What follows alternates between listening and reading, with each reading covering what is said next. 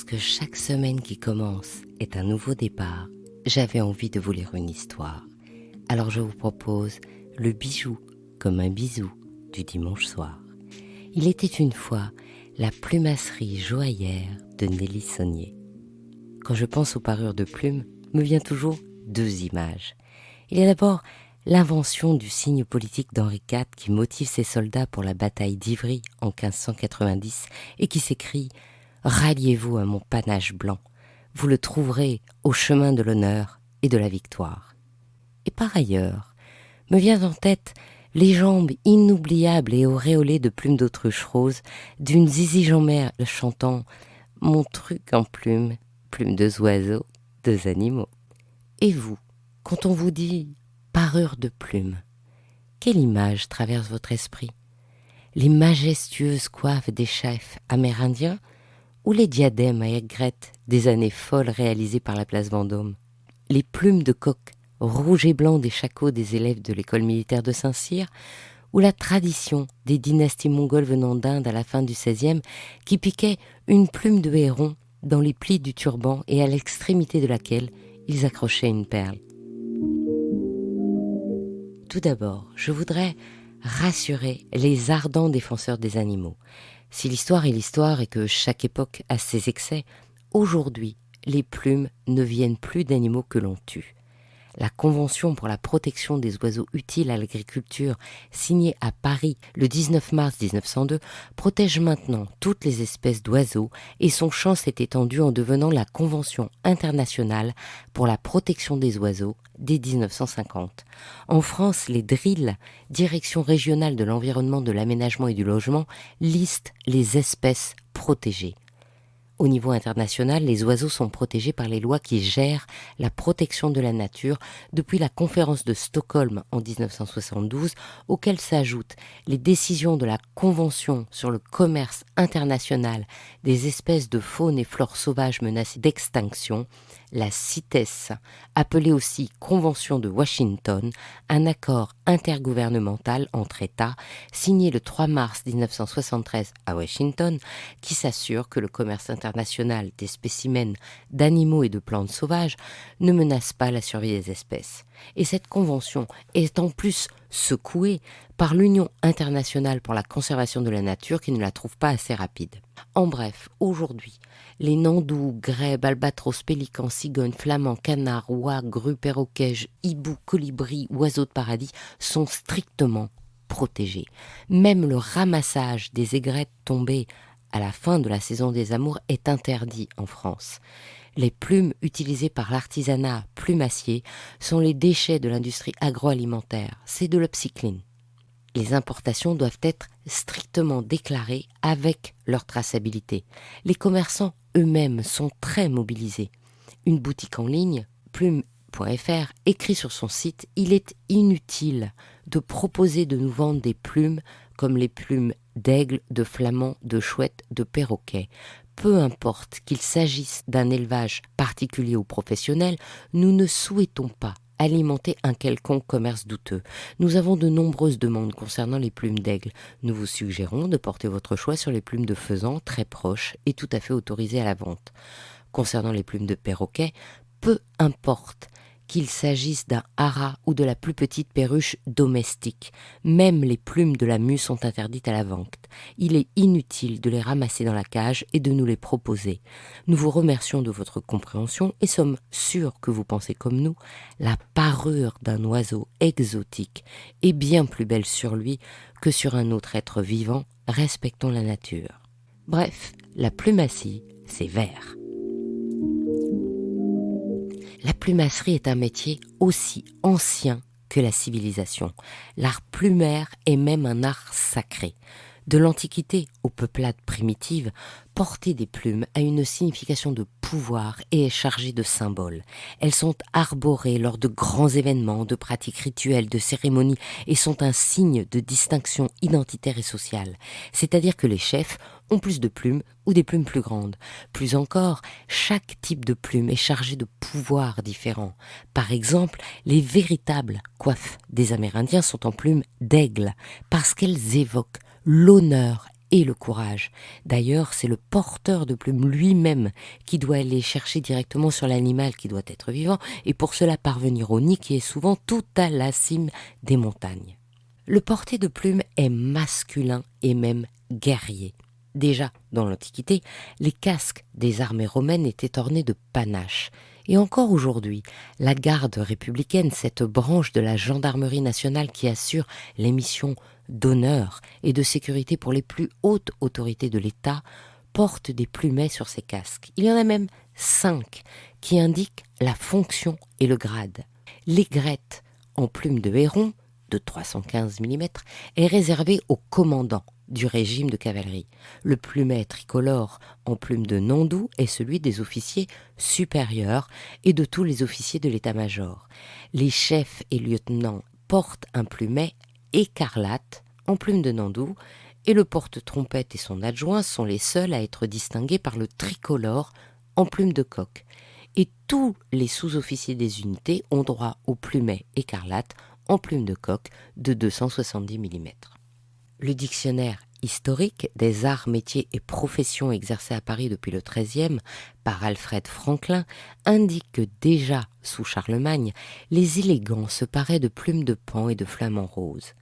Au XIIIe siècle, les prélats, les grands seigneurs portaient des chapeaux ornés et parfois même formés de plumes de paon, à telle enseigne qu'en 1268 se forme la corporation des chapeliers de paon.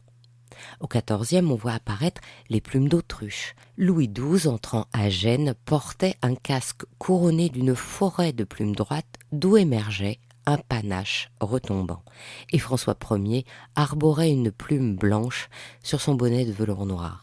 La profession évolue et fait réviser ses statuts en 1599 et 1659 pour devenir plumassier, panaché, bouquetier, enjoliveur.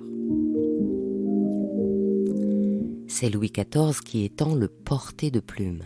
Bien sûr, il porte d'immenses chapeaux abondamment garnis de plumes et donc tous ses ministres en font autant. Puis toute sa cour, ainsi que les femmes, commencent à porter des plumes. Et par les ballets de cour qu'il apprécie car il adore la danse et les spectacles, la plume entre comme accessoire de scène. Ainsi définit-il les conditions de portée de la plume qui existent encore aujourd'hui. Du côté des femmes, les coiffures évoluent au fil du temps et les plumes s'ajoutent aux fleurs et à la gaze jusqu'à devenir de véritables échafaudages dont l'apogée est atteint avec Marie-Antoinette et les incroyables compositions de sa modiste Rose Bertin, à tel point que Madame Campan, la femme de chambre de la reine, écrit dans ses mémoires que les femmes ne trouvaient pas de voiture assez haute et étaient obligées de sortir la tête de la portière de leur carrosse. On utilisait des plumes de coq, de vautour, de héron, de geais, mais les plumes les plus prisées étaient celles d'autruche que l'on faisait venir d'Alger et que l'on teignait en rose, en bleu céleste, en boue de Paris, en vert, en jaune ou encore couleur souci. Plus rare encore, et donc beaucoup plus cher, les plumes de héron noir venaient d'Allemagne et de Turquie et étaient destinées à la parure masculine exclusive des récipiendaires de l'ordre du Saint-Esprit. La Révolution sonne le glas du porté de plumes, tout comme tout ce qui symbolisait l'aristocratie. Et c'est l'Empire qui le réintroduit avec Joséphine de Beauharnais, qui les porte aussi sur les vêtements. La Restauration aimera les oiseaux de paradis, le Second Empire portera du marabout, mais l'explosion du porté féminin de la plume et le second âge d'or de la plumasserie est bien sûr la Belle Époque. Il y a les débuts du music hall avec tous ses panaches, de la Goulue à Mistinguett en passant par Joséphine Baker. Il y a bien sûr les bandeaux, tiares et diadèmes diamantés et avec des aigrettes, les boas en autruche et surtout les chapeaux de jour dits à la volière sur lesquels on trouve même des oiseaux entiers. Comme les premiers défenseurs de la nature s'insurgent, les plumassiers vont alors développer l'art de la métamorphose. En plus de leur savoir-faire premier, ils vont arriver à créer l'illusion des oiseaux sauvages avec les plumes d'oiseaux d'élevage ordinaires. Entre parenthèses, je ne remets pas en cause la nécessité de la protection animale, mais j'aimerais souligner que jamais le porté masculin et militaire n'a été stigmatisé, comme les portés féminins taxés d'extravagance et largement moqués et caricaturés. Au XIIIe, dans leur encyclopédie, Diderot et d'Alembert décrivent ainsi ce métier. Plumasserie, l'art de teindre, de blanchir, de monter toutes sortes de plumes d'oiseaux. Ils y ajoutent 4 planches de gravure, l'atelier et les instruments, les plumes et leur préparation, les ouvrages du plumassier panaché et les différents ouvrages de plumes, dont les fleurs. Ce qui est étonnant, c'est que les instruments sont restés presque immuables. C'est qu'il faut faire la différence entre les traitements premiers de la plume, qui sont les savoir-faire communs, et puis la maîtrise de la matière, qui donne lieu à des secrets jalousement gardés. Tout d'abord, il faut connaître la plume. C'est le premier apprentissage et c'est une matière étonnante. Comme les cheveux, elle est constituée de kératine. Elle est donc à la fois résistante et souple. On peut bien sûr la casser si on la piétine, mais la plume est composée de barbes retenues autour d'un rachis central. Ces barbes sont garnies de barbules qui sont maintenues entre elles par des barbicelles et c'est pourquoi il suffit que l'oiseau lisse ses plumes pour qu'après un ébouriffage passager, tout son plumage redevienne lisse. Mais toutes les plumes ne sont pas pareilles et c'est pourquoi il faut les trier. Il semble évident de les répartir par couleur, mais en fait c'est complètement insuffisant. Si on réfléchit, on imagine bien que sur un même oiseau, les plumes du cou seront bien plus petites que celles des ailes ou de la queue par exemple. Et justement, quand j'arrive chez Nelly Saunier, l'artiste plumassière, elle est occupée à trier les plumes de paon et je la vois les ranger par taille. Jusque-là, rien ne m'étonne. Et puis je la vois encore répartir les plumes qui me semblaient parfaitement identiques. Alors elle m'explique, amusée, que les ailes gauche et droite ont une inclinaison différente. J'aurais dû y penser. Il faut donc un œil exercé et une méticulosité infinie pour ranger chaque type de plume par couleur, dimension, orientation. D'ailleurs, elle a fait fabriquer, sur mesure, un immense rayonnage de 5 mètres de haut pour ces trésors conservés dans des murs de boîte rigoureusement étiquetés. Mais avant de les ranger, après les avoir triés, elle les lave et les rince soigneusement pour les dégraisser et enlever toute impureté. Elle a même pour cela une machine à laver dédiée. Et puis elle les sèche consciencieusement. Après, il faut encore les passer à la vapeur pour leur redonner leur volume et leur éclat. Comme un tissu, on peut teindre, blanchir ou décolorer les plumes. Et l'art du plumassier est alors de sélectionner une plume pour ses couleurs naturelles ou pour leur donner une autre identité comme l'imitation des espèces interdites. Nelly me raconte qu'elle a toujours été fascinée par les oiseaux, leur beauté, leur liberté, leur plumage, et qu'à 14 ans, elle avait déjà décidé d'être plumassière. Et ça n'a pas été facile. On lui oppose la quasi-disparition de ce métier d'art. En 1919, il y avait 425 ateliers en France, et en 1980, il en reste 5. On lui rabâche qu'il ne reste que 4 ateliers à Paris. La maison Le Marié, spécialisée dans la haute couture, qui a rejoint en 2002 le groupe Paraffection, la filiale de la maison Chanel dédiée à la conservation des savoir-faire artisanaux d'exception.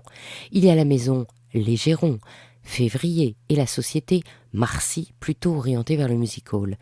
Les autres plumassiers, et ils sont tout au plus une dizaine en France, sont indépendants et cherchent des débouchés qui, en dehors de la haute couture et du spectacle, sont très rares.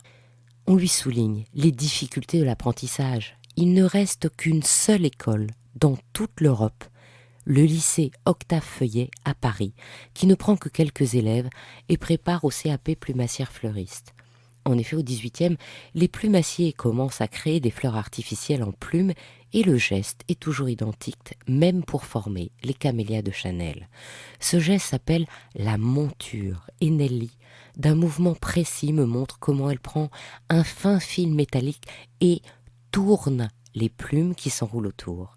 Elle maîtrise aussi le collage et la couture. Et bien sûr, c'est la base, elle sait parer les côtes des plumes, les redresser, les courber, les ébarber, les découper, les friser ou les nouer. Car bien entendu, Nelly a suivi l'enseignement de cette unique école de plumasserie en 1981. Et puis, Elle intègre l'École nationale supérieure des arts appliqués et des métiers d'art que l'on appelle communément l'école Olivier de Serres, du nom de la rue où cette prestigieuse et sélective école se situe. Elle ronge son frein en dessinant des chaussettes pour la marque Achille et introduit obstinément la plume dans son cursus textile. Elle a trouvé son credo, bousculer les usages dans la tradition du geste. Mais ce qui est différent, c'est sa vision.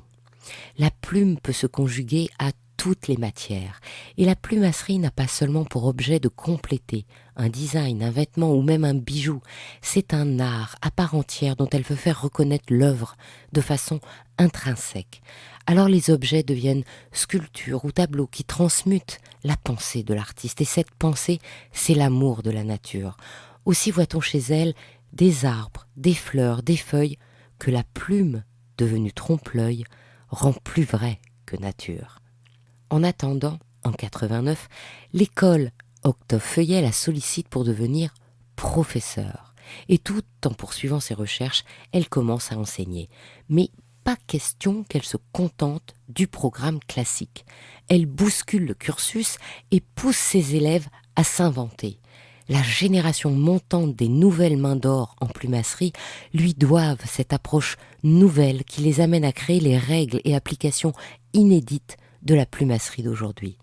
Maxime Leroy, le plumassier de haute façon, lauréat 2017 du prix de la jeune création métier d'art qui a créé sa marque M. Marceau, l'appelle sa mère spirituelle et a même fait plaquer en or la pince du plumassier qu'elle lui a transmise. Maître d'art en plumasserie depuis 2008, Nelly Saunier a été lauréate du prix Liliane Bettencourt pour l'intelligence de la main en 2009, lauréate de la Villa Kujoyama, la résidence d'artistes à Kyoto, en 2015. Elle est sélectionnée en 2017 avec 14 autres artisans d'art d'exception pour représenter l'art français à l'exposition Wonderlab des trésors nationaux vivants au Musée national de Tokyo. En 2012, le ministère de la Culture la nomme chevalier des ordres des arts et des lettres et en 2020, elle devient officier de cet ordre prestigieux. Elle travaille avec des designers, costumiers, décorateurs et bien sûr des grands couturiers. Givenchy, Nina Ricci, Isabelle Marant, Louboutin, Chanel, Jean-Paul Gaultier. Dans le domaine des bijoux, c'est Harry Winston qui la sollicite en premier. La collection Premier Fever est dévoilée en 2012 à Baselworld. Les boîtiers de montres sont en or et sertis de diamants, mais ce sont les cadrans en marqueterie de plumes qui séduisent immédiatement les collectionneurs. Le faisan argenté de Lady Hamster, le faisan commun et le pan forment de véritables tableaux, abstraits en noir et blanc, tachistes en multicolore ou encore impressionnistes en aplats de bleu et de vert. En 2015, c'est Van Cleef et Arpels qui lui demandent de créer ces cadrans extraordinaires pour le salon horloger de Hong Kong. Elle réinvente pour le joaillier une plumasserie miniature. Les 3 éditions limitées de seulement 22 pièces exceptionnelles montrent des oiseaux porte-bonheur survolant des tableaux de marqueterie de pierre. Nelly Saunier a créé un cardinal en relief avec un plumage carmin qui semble tenir l'amour entre ses ailes. Un oiseau augure aux couleurs de l'azur qui embrasse de ses ailes déployées un ciel de lapis lazuli et un oiseau céruléen dansant sur un fond de mauve inspiré. Dans cet exercice, elle se délecte de marier son inspiration à la rigueur d'un cahier des charges très précis, ce qui représente aussi un défi. La même année, c'est Piaget qui lui demande une manchette « Secret de Venise ». À elle d'imaginer un graphisme. Elle sort ses crayons, ses échantillons de plumes et propose ses fiches de style. Auréolant l'émeraude centrale, les plumes semblent tournoyer dans une danse anagogique de bleu, de vert et de noir. Pour la collection Sunnyside of Life, présentée lors de la Paris Fashion Week, elle déploie ses talents de coloriste. On lui dit « coucher de soleil », Alors, elle sélectionne les couleurs naturelles de l'iris rouge, du haras, de la perruche ondulée et du flamant rose qui irradient autour du saphir jaune central. Elle crée aussi un trompe-l'œil de jungle, aux tonalités sauvages, vertes et fauves, pour la manchette à l'émeraude. Et le troisième bijou est sorti de saphir bleu. Alors Nelly le transforme en océan, par des reflets aquatiques, des plumes travaillées en pointillisme. Elle ose expliquer aux équipes de Piaget les caractéristiques de la plume, comme la nécessité d'insérer une bordure de métal pour que les bardes de la plume ne se séparent pas. Et ils écoutent et changent même leur dessin pour s'adapter à cette matière vivante qui chatoie et rutile. Pour Sunlight Escape, c'est en plume d'oie et de pélican qu'elle crée des motifs géométriques d'un blanc immaculé, rehaussé de feuilles d'or et qui se positionne dans une manchette et des boucles d'oreilles en or jaune entourées d'un serti de diamants. En 2020, Piaget, dans la collection Les ailes de la lumière, a imaginé un extraordinaire collier majestique plumage, en point d'interrogation, en forme d'oiseau. Et Nelly Saunier se charge de leur créer des ailes qui se mêlent au saphir, au spinel et encadrent une tourmaline Paraíba très rare de 7,49 carats. Entre-temps, c'est Chopard qui lui demande de créer le collier de la collection Red Carpet, dévoilé au Festival de Cannes 2018. Il s'agit de retranscrire les inspirations mongoles et leur savoir-faire traditionnel. La pièce centrale est flamboyante et mystique. C'est un camée en or sculpté autour duquel s'enroulent des volutes d'apatite bleue, de grenat violet et de jaspe rouge. Nelly propose des plumes de coq, de héron cendré, d'autruche et de faisans obscurs. Elle crée une véritable exubérance plumassière à la fois opulente et évanescente qui nidifie les joyaux et frissonne autour du cou. Nelly Saunier m'a dit « La plume, c'est toute ma vie et je n'aurai pas assez d'une vie pour exprimer tout ce que je veux lui faire dire. » Nelly, rassurez-vous, d'ores et déjà, vous êtes, par votre art plumassier, immortel. Ainsi se termine cette histoire de la plumasserie joaillière de Nelly Saunier. Je suis Anne Desmarais de Jotan et je donne une voix aux bijoux. Chaque dimanche, j'émets en alternance sur un podcast différent. Et justement, la semaine prochaine, je vous donne rendez-vous dans l'autre podcast « Il était une fois le bijou » dont la nouvelle saison appelée Diamant Forever recevra Mina El Abraoui, la directrice France du Natural Diamond Council. Et le 21, sur l'autre podcast Brillante, ce sera Stéphanie Desor, l'auteur de La Panthère qui ressuscitera pour nous Jeanne Toussaint. Pour ne manquer aucun de nos rendez-vous du dimanche autour du bijou, abonnez-vous à chacun de ces 3 podcasts. Il était une fois le bijou comme un bisou, et Brillante, sur votre plateforme d'écoute préférée ou sur YouTube. Et encouragez-moi en likant sur Podcast Apple, mettez plein d'étoiles et mettez des commentaires. C'est ce qui permet de référencer les podcasts. Et partagez sans modération. À bientôt pour un prochain bijou, un nouveau bisou du dimanche soir.